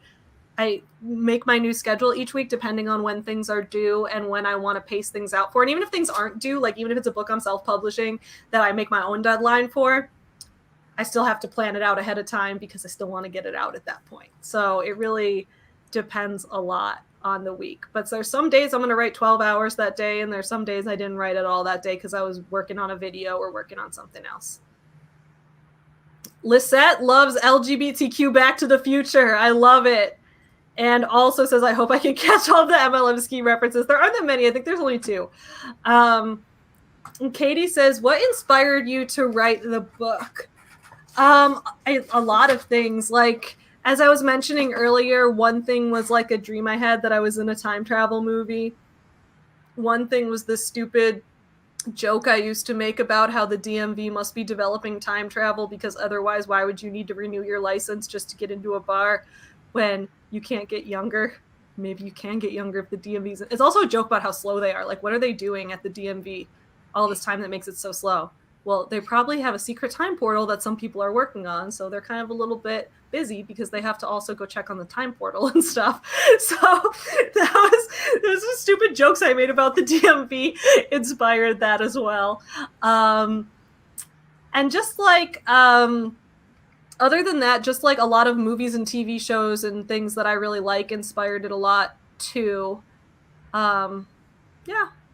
So a lot of the Back to the Future and Star Trek and a lot of the music I love of those time periods. And then, of course, the fact that I'm already getting nostalgic for the early to mid 2000s inspired me to try to bring that to life in a character, because I don't think we've seen much representation of those time periods, just because people are like, oh, it's too soon to be represented as a past historical time period. And I'm like, no, it's not. No, it's not. I'm going to do it.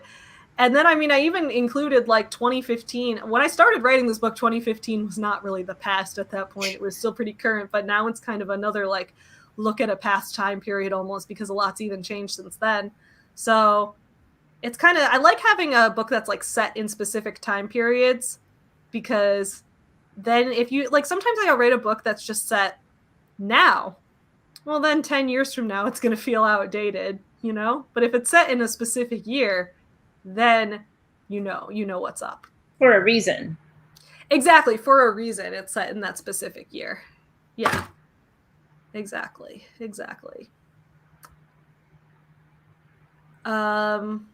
Yeah, so that's that with the book. We're going to wrap this up in about a couple of minutes, but I wanted to give, if anyone else has any final questions, please send them over. I want to just show off these cookies one more time. I'm going to eat the last piece of this cookie. And I'm going to take these cookies in the other room and share them. Can you send some through the screen? I wish I could send the cookies through the screen. They do look amazing. I'm gonna show off some of these individual cookies real quick because I want everyone to get to enjoy how amazing these cookies are. Okay, so right here we've got this pride flag cookie. Look how cute that is. We have 2 hashtag cookies. So this one says hashtag 90s kids, and this one says by SAVY. That's me. And then this is cute right here. We've got like drums and drumsticks. So I'm gonna try to hold them up at once. Here's the drumsticks. And then there's these drums. They're so cute. And then there's like, I think this was the one Eric was mentioning earlier, the art of the characters. There's the art of the characters. We've got a cookie with each of the characters' names on them. Boop. I don't know how visible. There we go. There's each of the characters' names.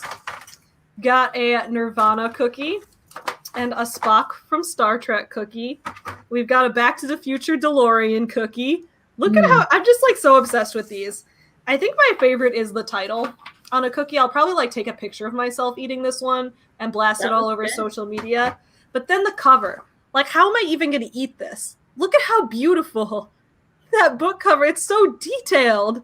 It's a book cover cookie.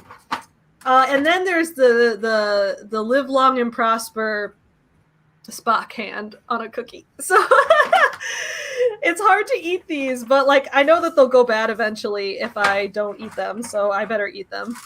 And also they're really tasty. Grace wants to know the best time to send to a publisher.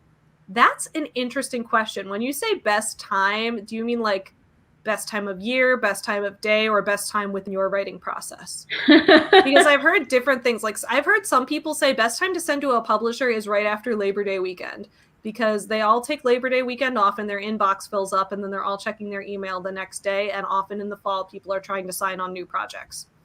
So some people say that right after Labor Day weekend is a great time, or right after Memorial Day weekend also. I don't know how true that is, but I have no idea. Oh, you meant within the writing process. Okay, so I would say I'll let Christine answer what her thoughts are on how she likes to receive work too. But from my experience, the best time to submit is when you have a draft that feels really final to you, but also you're still willing to make some changes. Like if the draft feels final and you know for a fact you're not going to make any changes, you should probably just self-publish it then. But if the draft doesn't feel final at all, like it feels like there's a lot more things you need to fix, probably fix them first before sending to a publisher. If you want to send what you feel is the best possible version of what you can send, so you should have written multiple drafts already, write it the first time, get lots of feedback from other writers have critique partners and things like that, give you feedback on your writing, make some changes, make the big plot changes. You don't have to hire a professional editor to edit the book for you, but go through and proofread it yourself, make sure there's no typos or anything. Make sure it's the most professional version that you yourself can possibly do, and then submit it and know that you might still have to change things. But make sure it's the best version you can have. So it should feel done. And then, like, this book felt done when I submitted it to Christine, and she came to me with all these edits, and I made a million changes, and I like it better now. So that's what happens sometimes. So what do you think about that? I completely agree, Savvy. So never submit a rough draft. Whether you're submitting an article or a book, I don't want to read what you consider to be the rough draft. I want to read what you consider to be the best draft that you can create. But you obviously might still need some help. You might still have somebody ask you questions, and that's okay. That's why you have a publisher, But I want to see your best work when you submit something. I've actually made that mistake a couple times with Christine. I've submitted her an article because I've been like, I have a deadline for my article to turn in, and then maybe one of the interviews I set up falls through. So I don't have one or two sources that I need for this article. But I want to make the deadline. So I submit her the rough draft. And she says, Savvy, I'm not going to read the rough draft. Get the interview scheduled and get it to me tomorrow or the next day. So I do personally prefer a writer to tell me I'm not going to make this deadline and the reason why, whether it's the person's not going to, you know, the person couldn't get the interview done in time, than for you to send me a rough draft. Yeah, so that was a mistake I made earlier on when I was writing for the magazine. Was I was like, I need to make the deadline. Here's the rough draft, and she's like, I don't want the rough draft. Like, get those interviews done and send me the final work, and then I'll edit it. And it's like, yeah, that's the better way to go about it. So yeah, it's definitely important to have it not be your very first draft. And that's the thing. Like, I know a lot of people. Here's the thing. A lot of people say all first drafts suck, which is true. But I don't like to think of it like that when I'm writing, right? So like when I wrote the first draft of this book, did it suck? Yes. But did I think it sucked when I was writing it? No, because I was having a blast. And I was writing this book and I was like, I love this plot. I am so excited with every new plot development I figure out. I love these characters. I'm so excited for this. And then I was super proud of that first draft. And then I had to stop because I wrote it for the fall quarter, and at DePaul on the quarter system there, they do winter break is really long. It lasts from Thanksgiving to New Year's. So I didn't look at it for the whole Thanksgiving to New Year's thing. Then I came back the next quarter. I'm still excited about the book, but I didn't have all the fun stuff I just wrote in my mind. And so I gave it to my classmates to read. They came at me with all kinds of feedback, all kinds of this part, the plot doesn't make sense. This part gets kind of boring, whatever.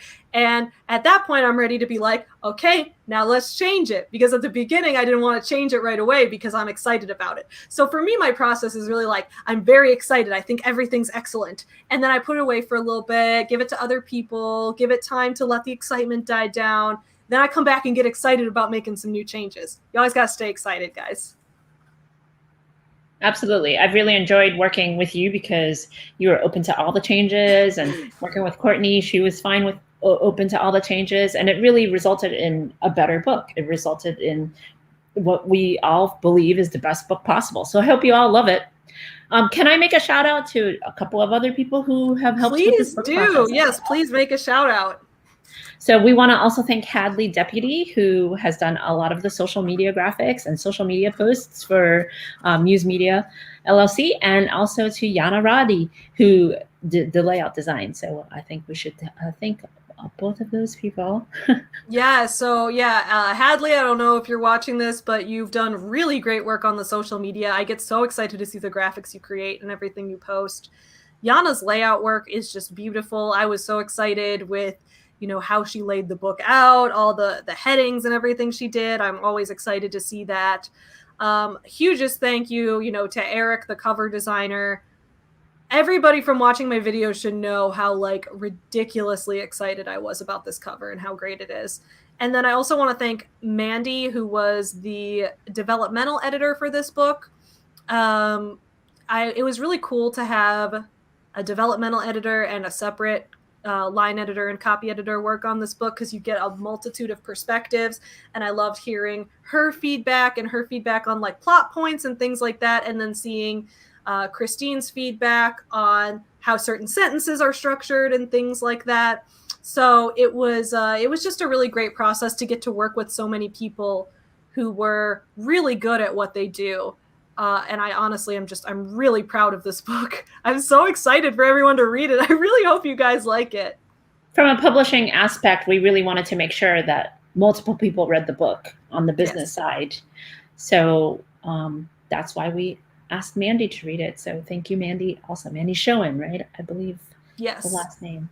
Yes. So thank you to Mandy, to Hadley, to Eric, to Yana, and of course to Christine for publishing this book and for giving me my first traditional publishing contract. I'm very excited that I got to take this step in my journey as an author with you, because I love all the work that you do, and I'm very excited to see where this goes. Congratulations again. It's amazing to see it come to fruition. because I think we've been working on this book since April. I've been working on it with Yeah. the company since April 2020. So it's been a little bit longer than the first book that we worked on. Yeah. And I like that it was a longer process because we really got to spend a lot of time on edits, a lot of time on rewrites, a lot of time on cover design. It's just everything got done many times and got done really well.